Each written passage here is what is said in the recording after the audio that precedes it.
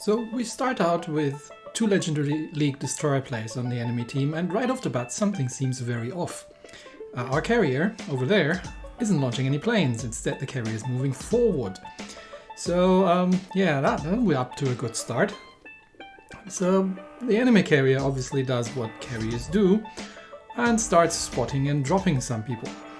Our carrier, on the other hand, seems to, well, not be inclined to launch any planes whatsoever. Because planes are for losers. I'm a carrier. Well, no, I'm a destroyer. And there he goes. Getting himself torpedoed. There's the Akka, that's one of the legendary players. But he's just found out that our Richelieu knows the difference between high explosive and armor-piercing shells. So he's buggering off, and in his panic to get away, runs straight ahead into an island. Of course, my shots are all gonna miss. But look at our carrier go! Whee! Who needs planes? He started some fighter planes because he doesn't want to be dropped by the enemy carrier, but well, other than that, he hasn't really done anything this game so far.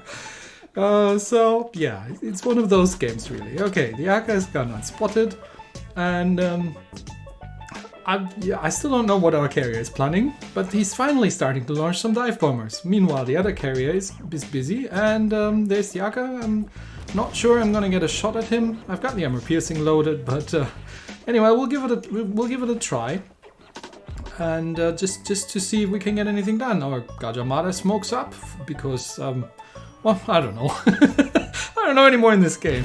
There comes some shots in. Probably he doesn't want to be shot at by the Akka, but yeah, no way I was gonna hit him. And the Akka is moving back towards his own cap. The carrier doesn't seem to be interested in any way whatsoever to kill off the low health destroyer, and the destroyer sinks the Shokaku. So now we're carrier down, and the Akka is about to go unspotted. Well, it's one of those games really, isn't it? Now, I'm not sure at this point what I'm going to do about this. So I'm just going to take a little bit of a tanking position here and wait for, well, to see how this battle develops. But look at this.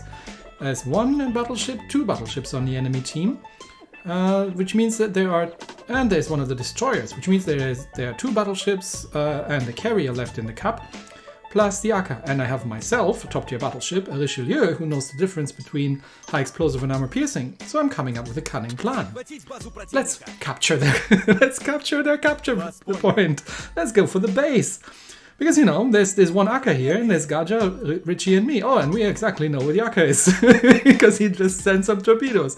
And if the Richie is anything to go by so far, he's not gonna catch these. So we've got the explosive loaded, so we'll just empty the pipes at the Nagato, and then we'll just go for it. And the Gaja is already way on his way ahead. Yeah, there's 1 Nagato, and there is. Yeah, 1, 2 battleships. The 3rd battleship is kind of there at the corner, and well, there's the carrier. I don't know. We know where the Akatsuki is. Now I could actually fight this guy, but why would I? Because he's right behind me. So if he wants to torp me, and he probably just dropped his torp, so excuse me, Richie, while I'm going to dodge those. And meanwhile, Richie is doing what Richie's doing best. He's putting on the engine boost, shouting very loud, and rushing the enemy team. So while I'm just going to be dodging these quickly, yeah, the Gaja is already in the enemy cap circle. The carrier obviously wants to do something about it, so he starts dropping the Gaja. Now the carrier can kill that destroyer relatively easily. There's a West Virginia, he seems to be AFK, and the Akka at this point is frantically trying to set me on fire. But I'm just going to ignore him because I'm in a reasonably quick battleship, and while the carrier might be able to kill the Gaja in the cap circle, he most certainly isn't going to kill an almost full health Lenin in the time it takes me to cut them out. Because the whole enemy team has found the island on the bottom left corner of the map, trying to chase one of our destroyers down. The West Virginia is AFK, the Richelieu is still shouting and rushing the remaining things, so everybody is running. The Shokaku is running, the Nagato is running, and the West Virginia is still AFK. So let's just quickly finish off that Nagato over there, and then we'll cap this. And again, because the carrier, oh yeah, good luck, Akka, you've just realized what's going on, have you? So we're down 3 ships to one ship destroyed. I've just killed the Nagato, and this is the only thing we've killed so far.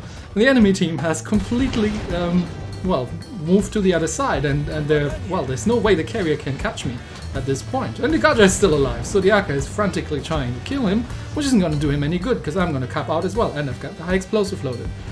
And shots out, and just before the impacting, we're capping out, so I'm deprived of my second kill.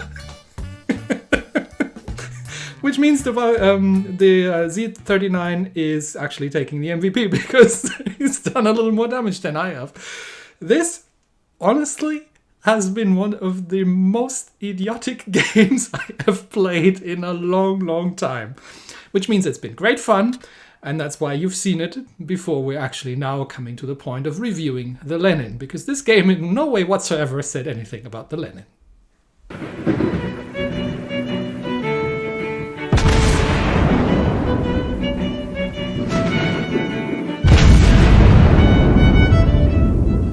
Hello everyone, and welcome back to World of Warships Blitz with Terry. I just couldn't leave that battle out. I just had to feature it, even though it actually didn't really say anything about the Lenin. And yes, I am fully aware that the Shikishima is a thing, and that it's existing, and I'm testing it right now, but I am not going to rush through while I'm still at work, because I think that actually deserves a well-considered review. I'm going to have to make up my mind about a couple of things about that ship, so you're going to get that next time, because what you're going to get right now is the Lenin. Now, to nobody's great surprise, the Lenin didn't exist. Well, technically, it's not a completely fantasy ship, because this was the Project 21. And you got to leave it to the Russians or Soviets. They have made this a lot easier than, say, the British, who just keep renaming things and keep reusing names, making it utterly confusing for anybody who tries to understand what's what, because you always need to stick the year next to it to know which of the many Minotaurs or or things like that you're actually talking about, or tribal class destroyers. The Russians or Soviets have just numbered them incrementally, which I am very much in favor of. I think that is a great way of doing things. Anyway, this would have been Project 21. This was a concept, a relatively old concept for a Nelson-like battleship, which is relatively obvious because it's got all 3 gun turrets in the front. Now, this thing was never really built, which means there's not really much we can say about it. So I went and, there's nothing to talk about what the ship did because it never existed. So I went down and had a quick look at the gun turrets, because these are 4.6mm 45 caliber model 1915 guns. These were actually existing, or more precisely, one of them existed, a prototype built by the British supposedly for the Imperial Russian Navy during the First World War. And I have been able to unearth some information about that one gun prototype that was actually built, because that thing existed, and even though it was never used on a ship, we do know a couple of things about it. For example, what we do know is that the muzzle velocity wasn't the greatest, and would have been relatively on the low side. We also know that later on, when the Germans started to use 200mm guns to shell Paris on ground, we're not talking about Navy here, the British kind of tried to repurpose this gun to do similar things. So they did the opposite of what you would call boring out, and they actually converted her into a somewhat 200mm guns and tried to use that prototype for such purposes, but when they test fired it, it got a crack and then it was no longer usable, so they just left it more or less. But yes, so technically that 406mm gun actually existed. Now, in-game, the Lenin is a Tier 8 premium battleship, and if there's anything we have short of, is Tier 8 premium battleships. It's not, we certainly don't have enough of those.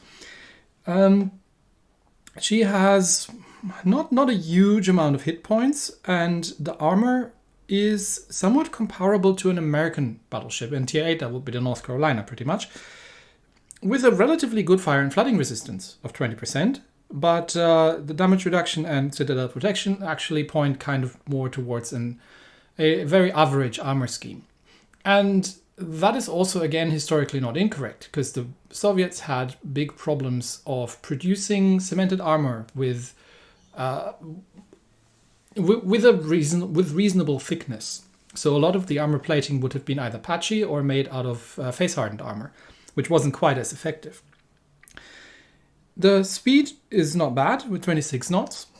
It does take her quite a while to get on up to speed. She is pretty sluggish on the traverse, and the turn time is nothing to write home about either. So not a very maneuverable ship. But again, with a Nelson-like setup, it's not about the maneuverability normally. The main guns, on paper, actually don't look too terrible. They do have a reload time on the long side of about, I think, 23.5 seconds on stock. I've got it down to almost 26, but we'll talk about that in a second. 13.6 kilometer range is on the low end of things for Tier 8. The high explosive damage is actually not bad, and the fire chance with 14% is not bad either. It's not a Nelson, definitely not, but it's not terrible. The armor piercing damage on paper is pretty reasonable with 1947, and they are actually quite quick to turn. So while the ship doesn't turn very, very quickly, the turrets actually do. So these are not bad. She does get 4 triple turrets with 150mm secondaries with an average range of somewhat about 6 kilometers and 425 damage, which isn't terrible. These are HE only, obviously, secondaries. Plus, she does get a set of 100mm auto secondaries, which, as auto secondaries go, always have relatively short range. There isn't a huge amount of them, and, well, they exist. Doesn't make this ship a brawler just because she has auto secondaries. Her AA is, again, pretty average, on the low end probably to say. It's not Roma levels of terrible, but it's nowhere near useful to defend herself on her own from enemy aircraft. And the concealment is just battleships. So what's special about this ship? Well, the guns, obviously, and I'm talking about the main guns here, and the secondaries. So let's actually take a somewhat closer look at these. So the first thing that you'll notice, if you look at them, is that the B turret is super firing, and the C turret is sitting behind B turret. So just like in the Nelson, you don't have to turn much around to get them swung to the other side. So you can do a very, very similar gameplay than you would on the Nelson, minus the excellent high explosive shells, and just get the turrets to swing a little bit to one side or swing a little bit to the other side, but never really expose your broadside. The other thing is, if you look at these big turrets here on the side, these are the 150mm secondaries, the bigger ones around here. These things are actually super firing. So if you look at it from the side, you can kind of see it. There you see the 150mm secondaries, they're super firing. That means you have extremely good angles on the secondaries. You can fire these secondaries kind of like almost directly forward, which can come to a very nasty surprise to destroyers, really. Because if you're going completely bow in, you can actually reasonably make use of your secondaries quite a little bit, which is not usually the case with designs like, say, the Richelieu, who's got her secondaries all the way on the rear. In terms of armor, like I said, it's pretty average, and the ship has another quirk. So on top of the auto secondaries, she gets an additional damage control kit. Now, here's the thing. Ignore this. Trust me on that one. Completely ignore the fact that this exists, because this is not a feature. This is actually a very dangerous thing, because what you could think is that, oh, I've got 4 damage cons. I'm just going to use my damage cons more aggressively. No, you don't do that. Don't damage con single fires just because you have 4 damage cons, because if you damage con a single fire, that means you're going to have a double or triple perma fire 20 seconds later. Don't do that. And it's going to take a minute for your damage con to come off cooldown. And in the meantime, you enjoy being burnt down. Now, the intent, and I'm kind of assuming that here, the intent is to make the Lenin a very good damage over time tanker. Because if we look at the elite bonus, you can actually buff the fire and flooding resistance by 15%. And again, she has a base fire and flooding resistance of 20%. So if you do that, plus the respective module, in combination with a quadruple damage control, you could think that, oh yeah, you can actually deal with damage over time quite well.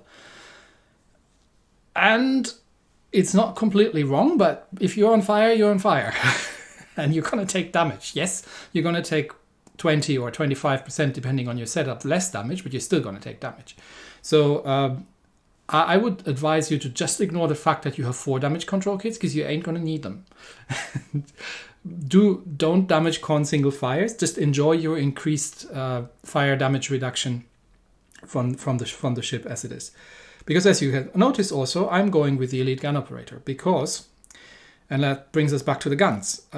These guns are, well, okay, let's put it this way. I have been warned. Folks on the Discord have actually asked me to review this ship. And hello, Captain Saif. that one's for you. And have warned me that the dispersion is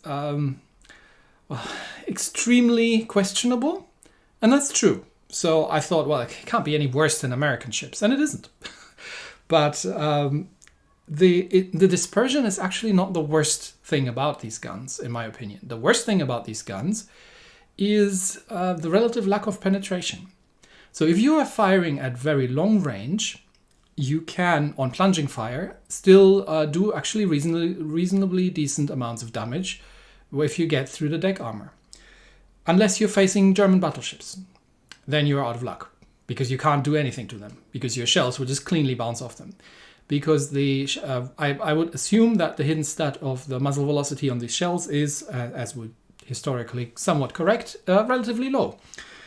So these guns are not punchy. I mean, if you're shooting at light cruisers at close range, yes. But oftentimes you'll find yourself struggling at mid or short range to do any kind of significant damage to enemy battleships. Again, long range with plunging kind of works, but everything else is a little bit meh. This is a long range ship, which isn't helped by the fact that she has one of the shortest ranges in Tier 8 battleships. Now, you're saying, okay, terrible dispersion, so we're doing the North Carolina thing and set her up with the precision mod. This is actually somewhat alleviated by the fact that she has the precise aiming system 3. So, yes, the dispersion is horrible, but only when you're not having that thing active.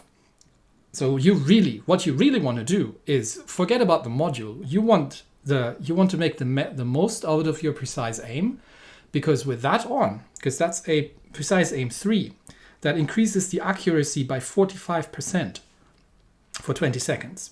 Whereas if you look at the modules, the main battery mod 3 decreases the dispersion by 7%. Now, I don't know if these are exactly the same things, but trust me, you won't notice a difference with that module stuck in. The shells are still all over the place. But unlike something like the North Carolina, 3 times in a battle with her relative captain skills, she can actually become a very, very precise long range, well, not really long range, but you get my meaning, battleship. Which means I have actually switched to the main battery mod 2, because the turret traverse already is pretty good.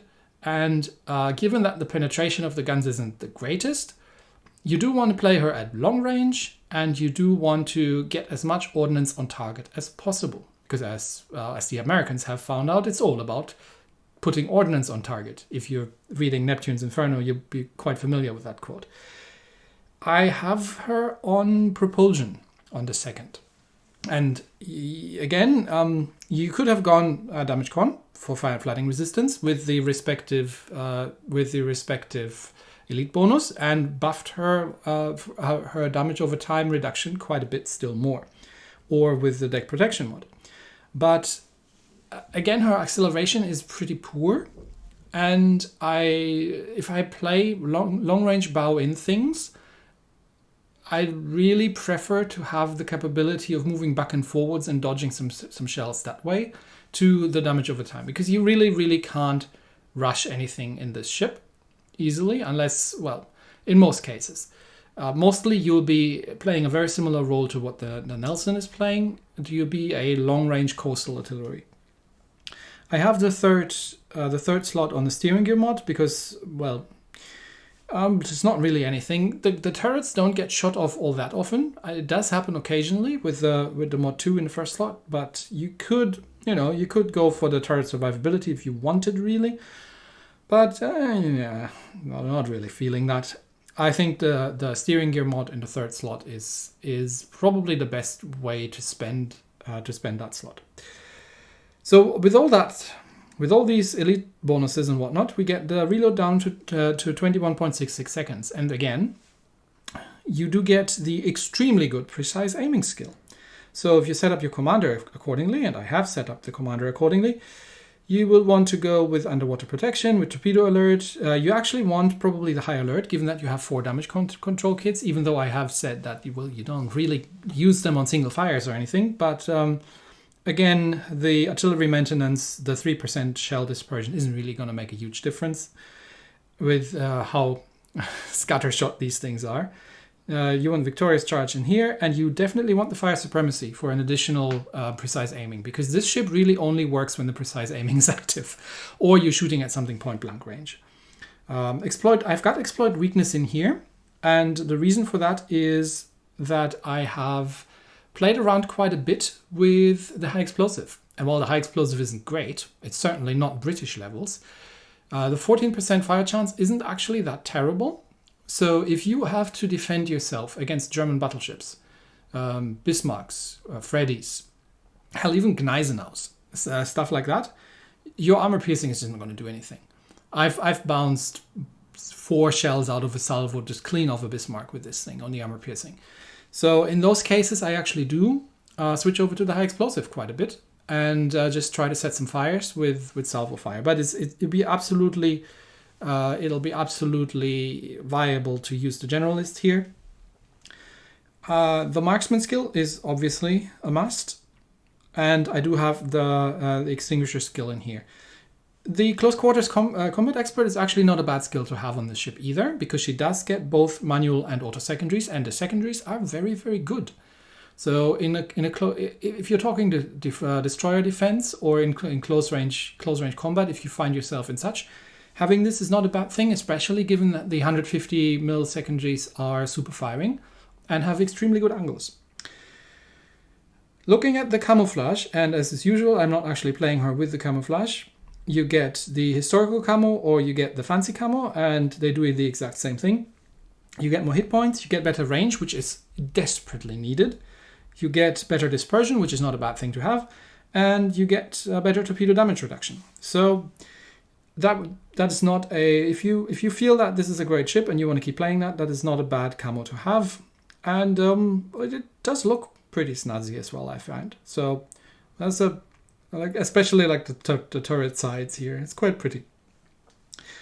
So brought all these things. Well, last thing we have to check is the battle honors, and obviously I have, as you can see, I haven't managed quite yet to do 75,000 points of damage in a battle, at least not after completing the 10 battles. So, the Lenin, in the completely underrepresented category of Tier 8 premium battleships, how does she fare? We're out here on the Atlantic map, the same as the absolutely hilarious battle I had before we actually started this. And by the looks of it, we are top tier. We're up against Roma, Double North Carolina, Nagato, an Amalfi, and Edinburgh, and just fortunately one destroyer. Although I have to say, this ship is not bad against destroyers. She's not quite as maneuverable as a Ritchie, but because she does have the great angles on the 150 mil secondaries, and she's got one more gun, and she's got actually a really high damage output on the high explosive, just not high penetration. She is quite effective on that. Anyway, so Edinburgh and Akka is what we're going to have to watch out for, 2 legendary players.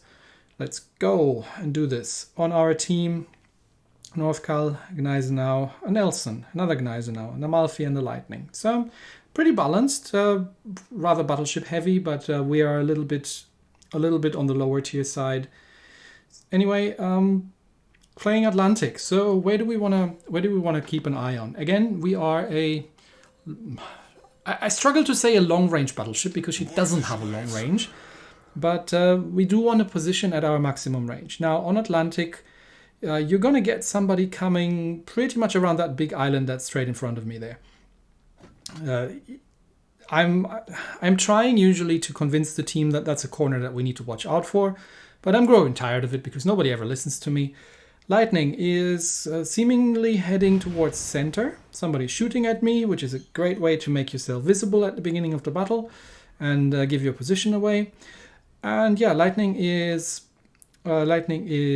heading towards that island there, and seems to be not interested in scouting. So I'm just gonna head far enough out that my guns are able to reach the other side of that big island right there, because that's where we're going to get the first visitors. Okay, lightning's turned around. And we're usually not going to get anyone coming through that gap there. But mostly they're coming around the flank, which makes sense. So this should be about far enough. So I'm going to slow down a little bit, and wouldn't you know it, there's the first battleship. And there's also an Edinburgh. Now I don't think I have... Okay, and I've spotted, it's not these two, so the destroyer is over here as well. Okay, so the destroyer is probably coming around the corner because the lightning is between the islands. So we've got North Cal and Edinburgh to shoot at. Now Edinburgh needs to come out behind the island, but we do have the North Carolina to shoot at, so I'm using the precise aiming. And this gives me a really nice tight pattern, plus the North Carolina is making it hard, and that's 9 shots on target for 10,000 damage. And wouldn't you know, there's the Akka. Okay, so Akka's right there, which means he's probably got torpedoes away, so he's gonna angle out a little bit. And I do get a second salvo off with the precise aiming skill. So that was 10,000 damage on the first salvo on the NC. And then we're just going to slowly turn around, try to dodge a couple of shots in return, and that's another 5,000 damage on the NC. So while we are not against relatively lightly armored targets like these American battle cruisers, fast battleships, sorry, you're pretty well disposed to actually do some damage with these guns, even though the penetration isn't great, coming straight from the top. Some 2 semi-pens. That was a bit disappointing. Well, we've got our rear turret, so to speak, still, and that Akka is still around somewhere. I mean, I know that he's here. I know he hasn't left, and because there are 2 battleships here to shoot at, so I'm just slightly inching forward, just making sure that I'll be okay. That was some nice hits as well, and 1 more shot off. He's gonna be around here somewhere, right? So I'm just gonna turn the ship a little bit. And I don't want to go too far ahead because he will have torpedoes coming. If he has torpedoes coming, then they will come from between these 2 islands. So I will probably be aware when they're coming in. And we just keep dropping that North Carolina there. Okay, there he is. Hello. Okay, put the ship in reverse. Switch over to the high explosive and get the secondaries on target. And you see, this is what I mean. I've got my ship, the nose of the ship, almost directly at the Akka, but my secondaries are starting to open up. And they do a reasonable amount of damage. Okay, there come the torpedoes. But you see, the thing is, this wasn't going to kill me. So what's your plan right now, Sunshine? Yeah, you're reversing, which isn't going to help you. Okay, I'm going to take a couple of torps, and I'm getting crossfired here from the NC, but yeah, that's not going to help you very much. So because now you're stuck on an island, and now you're out of torpedoes. So now we're charging the Akka, because we don't want him to go unspotted, and he can't go unspotted unless he goes away. The thing is, if he has to turn around, he has to show me broadside, which means A, I'm going to get my secondaries around, and B, this is now a very dead Akka, because at this range, dispersion doesn't matter. Okay, that's the Akka dead. Knies now can kill the rest of that North Carolina, and I've got an Edinburgh to shoot at, because there is, yeah, the lightning's asking for help, and affirmative, that's my job, to kill these things. So let's see if we can do something nasty to the Edinburgh. I still got 1 precise aiming left, so let's see. Fully broadside Edinburgh. Is he turning in? Hard to tell. Turning in or out, because he is chasing after the lightning. And okay, just 2 hits, 1 citadel, so the Edinburgh got very lucky not to be deleted there, but at least that made him smoke up, which means he's now not chasing the lightning anymore, which is what I was trying to achieve here. So the lightning can get behind the island, maybe recover some health, and not be killed by the Edinburgh. We'll just get some blind shots out, because he looks like he's sitting right there. Not quite. Okay, oh, that was 1 overpen. But now the Edinburgh starts shooting at me, which means the Edinburgh has got torpedoes away, most likely. So let's put point the nose towards that angry-looking smokescreen. And the Edinburgh at least is smart enough not to sit still in his smokescreen, but actually move. Okay, there he is. We've seen the shots coming out, but he's not going to be there anymore. Yeah, there he is. He's on the move. So I'm waiting until the smokescreen is expired. And just getting my forward guns to bear. That's another citadel, and again, an extremely lucky Edinburgh not to get outright deleted right there. But he's probably got to... Yep, there come the torpedoes. And someone else takes him out. Alright, Edinburgh dead, which means we just need to clean up the Roma, because we've ruffle-stomped the team pretty hard over here. We've dealt with all 3 ships that came this direction. And you see, at long range, you can citadel battleships. It's absolutely entirely possible to do that with the plunging fire and these relatively large 406mm shells. Again, unless you're shooting at German battleships, in which case you are going to have to rely on high explosive most of the time. At least I find. So if you're lucky and you get some good fires going, then that's a way to do it. But otherwise, yeah, not really much you can do against those. Oh, and things like North Carolina shooting back at you, because they do outrange you. They can hurt you very badly. So you do need to, which again is the reason I actually have the acceleration module, to be able to play with the speed a little bit. And have a chance of really doing something. It looks like, oh, we lost one of our ships, which is unfortunate. Otherwise, we would have gotten the ruffle stomp metal. I forgot what it was called, but whatever battleship that is over there is not going to get back at us. But we did 80,000 points of damage, which was relatively easy, provided that most of the time the North Carolina wasn't shooting at us, and neither was the Roma, and neither was the Edinburgh, really. But is this a great battleship for Tier 8? Not really. She's not a terrible battleship if you set her up correctly and play her correctly. She is reasonably capable of defending herself from destroyers. And if you've ever played the Nelson, she really kind of plays like a Tier 8 Nelson with a lower fire chance and with actually usable armor piercing. Because the armor piercing on the Nelson still is worse than this. But the armor piercing penetration isn't great, so don't expect any miracles out of it. Stay at long range, so you can reliably hit the deck and not plonk the shells into the belt armor, because you're most certainly not going to get through anything. And then you too can do well in Comrade Lenin, if you happen to have the ship around. So that's the Lenin. But anyway, that's it for today. Thanks everybody, and I'll see you next time. Bye.